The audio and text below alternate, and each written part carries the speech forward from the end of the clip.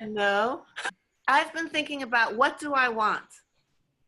What do I go after that is my agenda, my reasoning, my feeling of yes? That's what I've been thinking about today. And we are talking today about being self-decisive. And who are we? We are the truth addicts, and we are here to talk about important issues and searching for the truth. And it's Dina and Stephanie and myself, Joanna. Welcome. It's really good to see everyone. And I I'm excited to get into this because it's easy to think that you're self-decided and that you know what that means. But I think there's so much to be opened up about it and to be further understood and explored. So just wondering if maybe we should give a brief definition from ourselves about what we each actually think it is to be self-decided. Okay, I've been thinking a lot about being self-decided, and clearly when you're a child growing up in a family, you can't be self-decided because you're too young to know what's good for you. And anyway, you're under the patronage of your parents and your mentors and your teachers. So there's a lot of other people that you look to, for example, and for information, and really you don't become self-decided until you become independent. So I think, you know, at least at 18 or somewhere around there, or maybe even early 20s, some people earlier, some later, we have the opportunity to go into the world and start a career and start our own relationships and maybe have our own home and learn to work, to live on our own and to be our own person. But I still feel it's a long journey, because even though you might be independent and you might be working and you might be earning your own money and you might be having a relationship, are you still self-decided? Because there's still many, many influences. The moment you turn on the TV or the radio, you're hearing other people's opinions. You're still perhaps learning from others. You still have mentors, teachers, books you're reading. So there's a lot of influences, especially in these days, the days of the internet, that are coming at us all the time. And so I think in searching for the truth and searching for becoming independent and being our own person, I think it's a journey of finding out what it is that we stand for. What is it that we believe in? What is it that we adhere to and that we want to promote in the world? So I think it's a journey, and it really takes a lifetime to be completely knowing yourself and knowing who and what you are. I think it takes time to find out about yourself at that depth. Okay, so right now we're just talking about what we think our definition of being self-decided is. I really thought that it was going to be easy to talk about what it is to be self-decided. And then I realized that I have a lot of tips and tricks, love the tips and tricks, to learn how to be self-decided, which I'm looking forward to sharing at some point. But what I also really had to wonder about was myself, like how much am I actually self-decided? And how did I become that way? And what was the journey and the process? And realizing that the ways that I'm really successful at being self-decided are because I made a concerted effort to do the math. I like calling it do the math. So I had to sit down and say this plus this plus this in my life equals this. And what I do know about being self-decided is that in the ways that I am clear and that I've done the work to to place myself in a good situation, there's very little stress. There's not a lot of lack of sleep. There's much more happiness, because all the things that in my life that take me away are really the things that I haven't decided. They're the things that I vacillate back and forth about, that I'm unclear about, that make me uncomfortable or unsure. And the longer I actually let them perpetuate in my life, the farther away I am from contentment and security and happiness.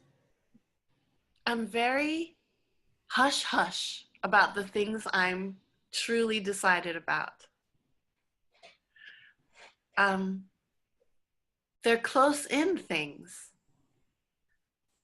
And oftentimes, I do not share my views and my decisions that I've come to about life,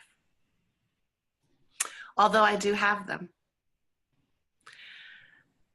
For example, today when I was on the bus, a friend of mine called because she did a big clear out and she fears that some ashes of some loved ones may have been cleared out and sent to an unfortunate place. Oops. Oops.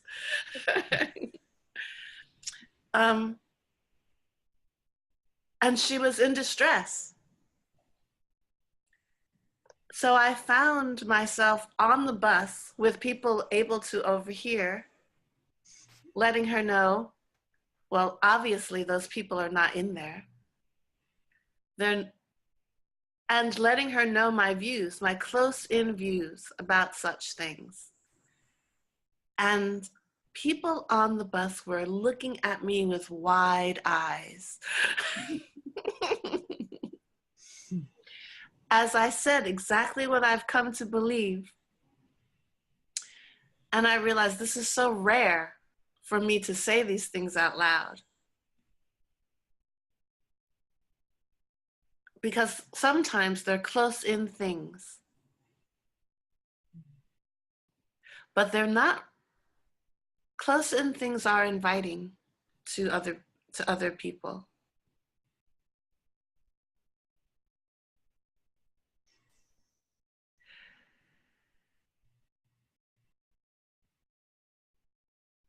But I'm not so much in the habit of saying what I've come to out loud. So even now I see a little hesitation.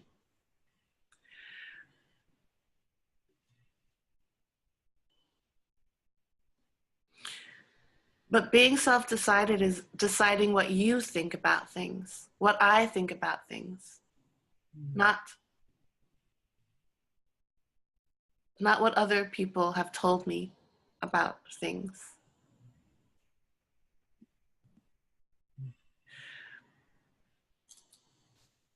There's another turn of phrase called lone decisive, which is close to self-decided, I think. And I have this, like I've read near-death experiences, and I have this idea that sometimes something might ask you, what have you done with the life I've given you? And I want my mistakes to be my mistakes.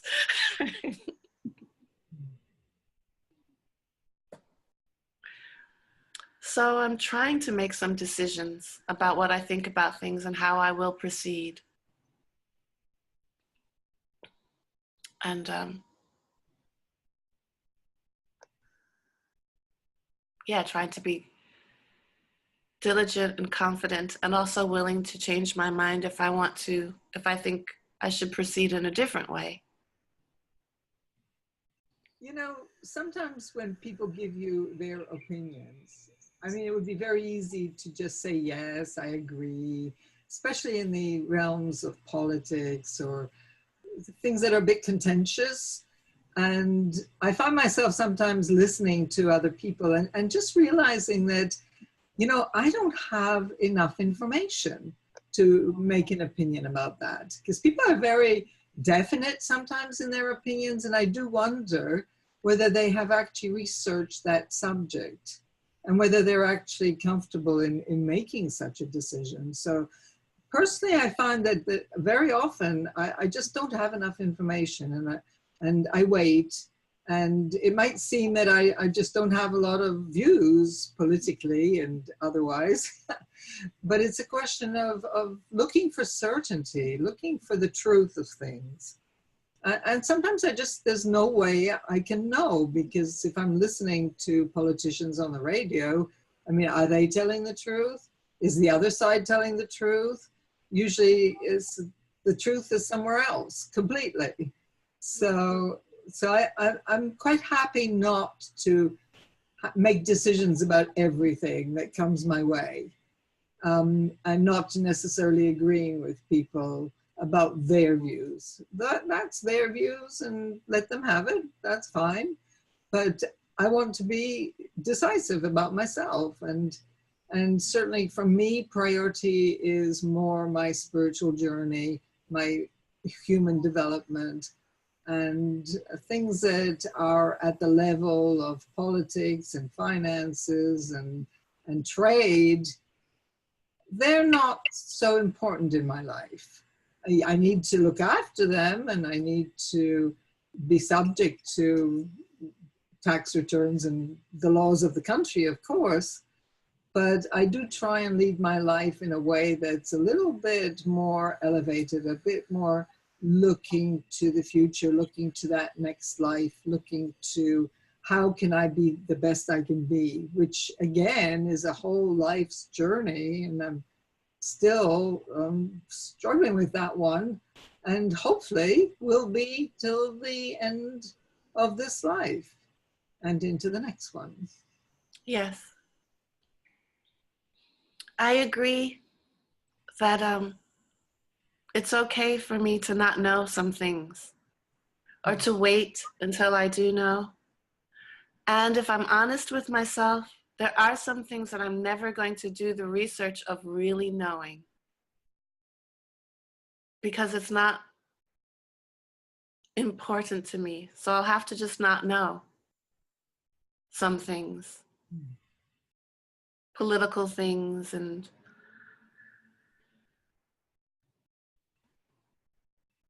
I love knowing what's behind things, but there will be some, as you say, some things that I will never be able to know what's behind.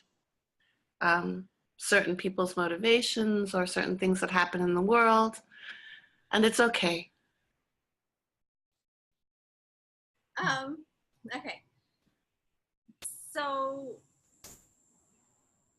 I'm really glad that you brought that up about life coming at you and not being able to decide about everything that comes at you, because for me, that's the biggest reason why to be self-decided, because we know we come out of a world today that is throwing things at us all the time, and oftentimes very coarse, very destructive, not a lot of good news. And the way that I can manage to sort of be in the world without having to be of the world is by the effort that I have made to be self-decided, because I've already decided what I think. I've already decided what I believe. And so a little bit of work in advance of what life throws at you, I think you'd be amazed at how far it will go to bring a relief of not just completely expending energy or getting taken away by everything that comes at you. And then you can pick and choose where you want to expend your energy and have extra and enough to actually be productive with it. Because, you know, there are a lot of people that what their life engagement is as simple as whatever gets thrown at them. And they never really they're sort of watching life like they're watching a movie, and whatever life throws at them is the next big drama show. And I don't know, I'm not exactly sure how to explain why this is absolutely not the right way to live, except for that it's exhausting. And if you don't get your next big drama show, even though it's exhausting, then you'll go and make one. And then soon enough, you find that people find you exhausting because you need them to be your drama show or something to be your drama show. And then you expect them to be a part of that drama show with you. I know I'm exhausting the drama show thing, but you get, you get what I'm saying. Whereas when you find someone who has a life that's self-decided, and to say, I mean, so some examples of a self-decided life. Say a scientist who is very, very driven to find answers on behalf of the universe or on behalf of some greater technology, or a nurse who just has decided that her life is about giving the most complete and loving care she can. Or a mother who's decided that she is going to be the best mother she can be. So it's not, it doesn't, you know, it can be a very simple thing. But, you know, it's just really about making the process and putting in the energy. And then you'll find what they have to talk about is constructive. There's a point to it. It's not anything goes. It's not life at the lowest common denominator or them expecting you to feed them some sort of drama. Because when you have a purpose and something you're chasing, life is already dramatic enough. Because I'm sure everybody knows finding the answers of life is a full-time job. Yes. What you've said makes me remember that sometimes oftentimes it's what you're going to do. Like you're going to learn how to play the guitar, or you're going to learn how to play the piano. Those are self-decided things. But oftentimes it's that you've decided how you're going to be. So I've decided I'm going to be open to learning new things, and I'm going to be willing to change my mind. Like, I've decided that I will try to be forgiving to myself, inside of myself, and to others. You know? I've decided that I'll always show up, even in really crunchy moments when I could actually just go inside and disappear. I know how to do it, but I won't do that. Little things like ways of mindsets, ways of being. Yes.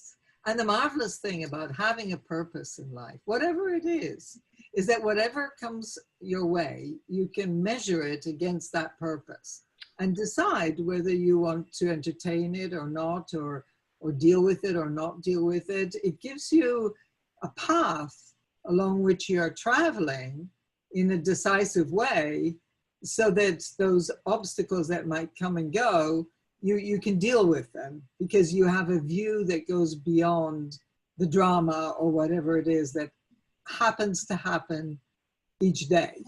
So I think having a purpose, even if you're going to change it later, it really helps in defining the journey that you're on. So very much recommended, I would say. It makes life easier.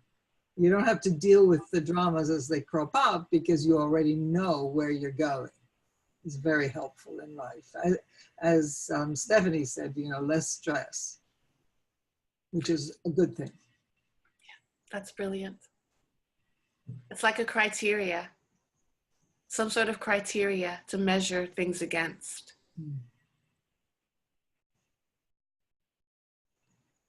That's great. And also, I'm excited about this, not just deciding what you want to be in life, but how you want to be in life. I've got really inspired by that.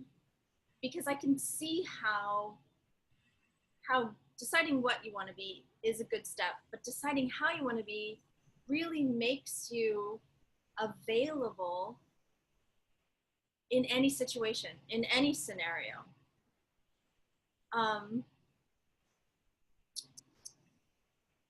And I think that in so many ways, that can be a really energizing process. I know something that Joanna is really on about and she really loves is the championing of qualities. And I'm sure she could tell us a lot about how energizing it is, how much intelligence comes from it. And I could really see that as an important process of deciding how you want to be, if that makes sense. Yeah. Yes, I'll give an example. Say you decide that you want to be a forgiving person. Well, when something happens or somebody does something to you, or I don't know, you come across some kind of meanness or short-sightedness in somebody, you know that you have decided to be forgiving. And that's a kind of like a stance that you approach that situation with. It doesn't mean that it's easy always to forgive or that will always happen immediately, but at least you know where you stand and that you champion that quality. And this is where I think qualities are amazing in the sense that they are energies and that we can champion them and we can decide which ones we want to champion. Of course, best to have the whole set, all of the good qualities, but it takes work. I mean, you know, it takes time, it takes consideration and working through. But I know that when something happens to me and there's an initial kind of growl or unhappiness about it, I know that that's not how I want to be. I want to have equanimity and generosity and forgiveness. And so that's my starting point. That's where I will try and lay down my foundations in any situation. And again, it might not happen immediately, but that's what I am working towards. And it makes life interesting and rewarding, I would say. So, yeah, that's really inspiring. As we were talking about before about tips and tricks, I think that it would be great to talk about some of the ways now to make a process. I know I'm always on about process. I know it works. It's one of those laws of the universe, 100% works. So I was thinking a couple of things. One is that to have a journal. I'm sure we all, have our journals in which or I hope we all have our journals in which we take the opportunity to sit down from time to time and put our thoughts and ideas and our feelings outside of ourselves, because that's an incredibly useful thing to do. And I think that pulling on this thread of qualities, it's a good idea to list them out. List out the qualities that really inspire you. The ones that, like Joanna said, like have a whole bunch of them. And then take a moment to, from yourself, don't go to the dictionary, just from yourself, to write what's your definition of that quality. Because that's also going to tell you what kind of a relationship do you have with it? Like, how intimately do you know it? And then where do you employ it? And at a certain point, you can also kind of go back through and ask yourself, like, which one of these qualities are the ones that I mostly use? And you can do, on the side, you can put a little number system. Like, I use care by 10%, I use humor by 75%, I use patience by 35%. And it really starts to open up your considerations about those relationships that you have with those qualities. Because, like Joanna was saying about them being energy, they're also kind of intelligence.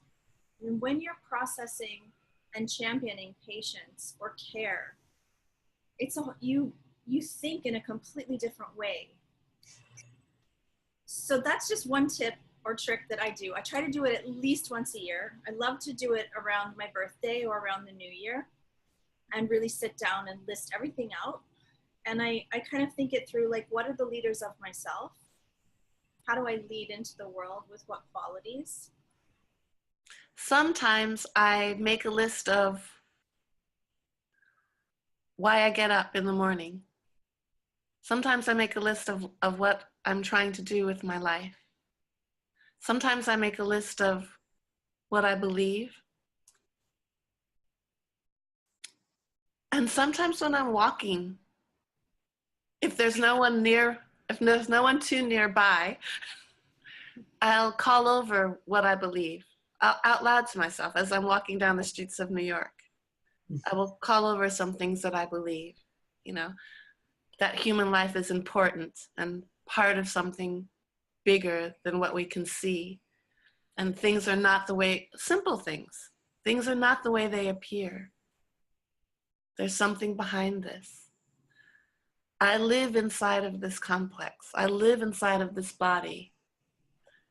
Look how amazing it is that I'm walking, I'm animating this body. To me, that's related to being self-decided, because it aligns me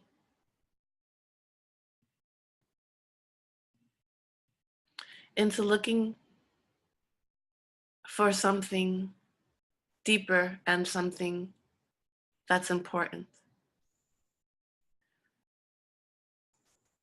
And seeing things differently. The reason I bothered to speak out loud is because I want a strong signal of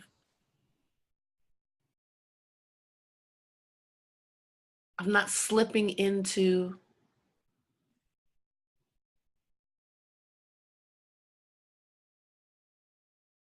meaningless thinking. Okay, going back to the idea of qualities and the ones that we want in our lives, because you can make a list of the ones you think you already have and that you're working on, but you can also make a list of ones that you want in your life because you feel you lack them. Like somebody who's impatient might write down patience and then try and bring that quality into their life. And so we can make a list of qualities we will have, and anything we will have in our life, so that in a way we're kind of making boundaries. I think boundaries are really important, especially in relationships too. And also a list of what we will not have. So let's say the person who wrote down patience might write down also, I will not have impatience. And once you've written it down, something magical happens because it's actually written. And once it's written, it exists. It's gotten like an energetic trail, so that when anything occurs, like a child might be causing you to become impatient, but you remember the list. And then you think, okay, I'm just going to try and be patient with this child, even though they're really being trying, which, as we know, children can be. So you might count to 10, or you might just take a moment, or you might call over to yourself why you want to be patient and why you want to be caring and nurturing to this child, because they don't know any better, right? Mm-hmm. So it's really important to know what you will allow into your life and what you won't, because then you can take the path in the middle and bring into your life those things that you want and discard the ones that you don't. And it's good to do so before it crops up. That's really important, because once it crops up, it's hard, because you're in the middle of it, it's a drama maybe, and before you know it, you're being not the way you would want to be. So it's taking that decision of how you want to be, who you want to be, and trying to follow up in your life. That's great, Joanna.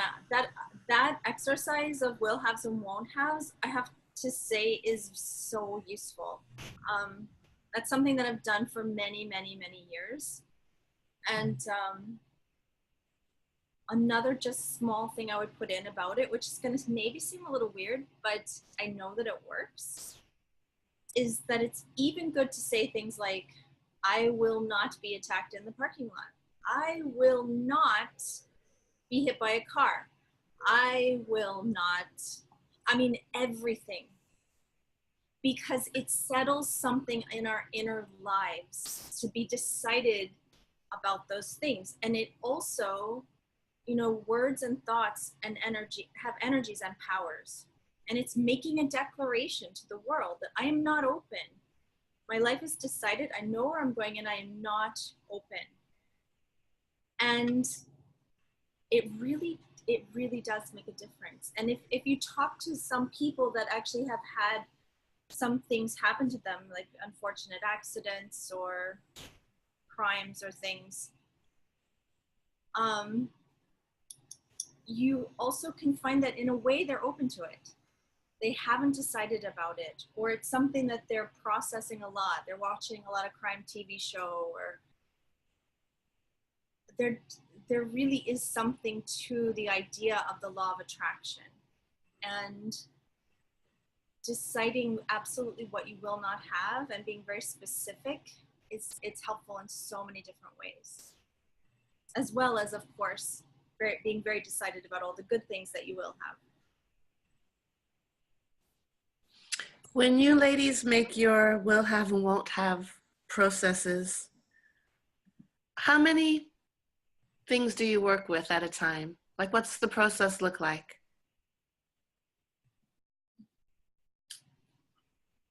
Do you know what I mean by that? Do you start with a list of 5 things, a list of 10 things? Well, for me, it's varied because I've done it so many times. I've done sometimes just a few, like 4 or 5, and sometimes the first time I did it, I think I did a long list and I kept adding to it and anything I could think of.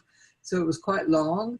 And then in future times or more recent times, it would be quite specific, things that I've been working on currently. Do you visit this list once a week, daily? Is it something that you just know is there, available? Yeah, it's more knowing it's there. And so when something crops up, I can almost like see it. I have visual memory, so for me, it's seeing things. Right. So the fact that there is a list, I can see it. And so when something crops up, it's knowing that it's there. It's not necessarily going and looking at it. Though in the early days, you know, like some years ago, maybe I would look at it regularly, or I'd paste it on well, not, I didn't have a computer in those days, but maybe on a closet or door, I would look at it often. Right. It's a bit like having a wish list and having a vision board people do. So they have pictures of things, because pictures are, it's said, pictures are worth 1,000 words. So once you have a picture of something, it's easier to remember and it's easier to connect to it. Right. So I do actually have an example here in my notebook of an old one that I did many years ago. When I was first told this exercise, I was told to do it, especially in the beginning, all the time. Really, it's such a good way to communicate with your inner lives, and it's so simple. I wish I could get people to understand that sometimes the simplest things are the most powerful. So this is just a quick one that I wrote down, and I'll just share it with you. Mm-hmm. So I will have humility, understanding, intactness, slow speeds, service, patience, belief in God, belief in God's hand in my life, wit, wisdom, connection to the unseen worlds, better translation of the unseen worlds, and willingness. I guess now we're going to have to talk about the unseen worlds in one of our next Truth Addicts conversations. So that was will haves. Won't have: deception, personal involvement, lack of foresight, manipulation, fear that confuses me, a fat ego, laziness, and unpreparedness. So you don't use the like the apparent opposite. You just have two different lists. I personally don't have not done it that way, but that makes a lot of sense. I could see where that would be an amazing way to balance, to put balance into the situation. Joanne, would you mind sharing just a couple of things from your list so I can get a flavor of it? Sure. Okay, so on the will have side, generosity, compassion, love, forgiveness, tranquility, understanding. It's quite a long list, so those are a few samples. On the won't have side is things like impatience, short-sightedness, bigotry, meanness, anger. Those are a few. So tonight we're going to finish with a story yet again. And again, it's from the Tales of the Night Watchman. And it's about a poet. And I'm not going to say much about it because you will hear the story in a moment. But how that relates to being self-decisive is this particular poet knew what he wanted, and he found ways to do what might be a bit strange in the world. So he found ways to kind of placate the world around him and be able to go after his dream, which is being a poet. So over to Dina for the story.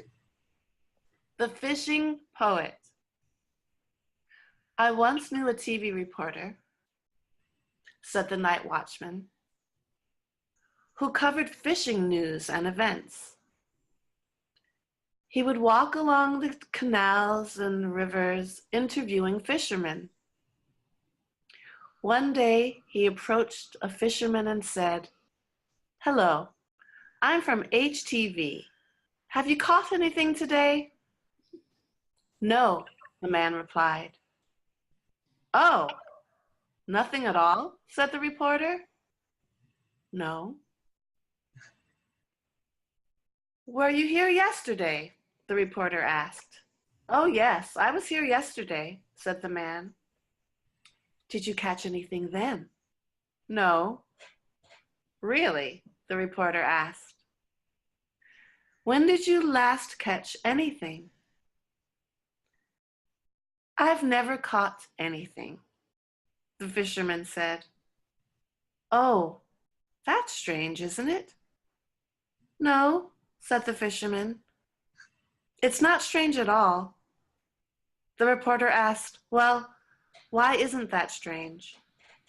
"Because," the man said, "I've got no hook on my line." "Well, now that is a bit odd, isn't it? I mean, you've got your fishing rod out," said the reporter, pointing. "The line is dangling, and you have no hook on it?" "It's not at all odd," replied the man. "Well, would you tell me why?" asked the reporter. The fisherman explained, "Look, I love poetry. I love poetry more than anything else. And one of the things I love is lying on the bank by the canal reciting poetry to myself. But people would think I'm peculiar. So I bring a fishing rod and pretend I'm fishing. I dangle a line of string into the water. It is so much more acceptable for people.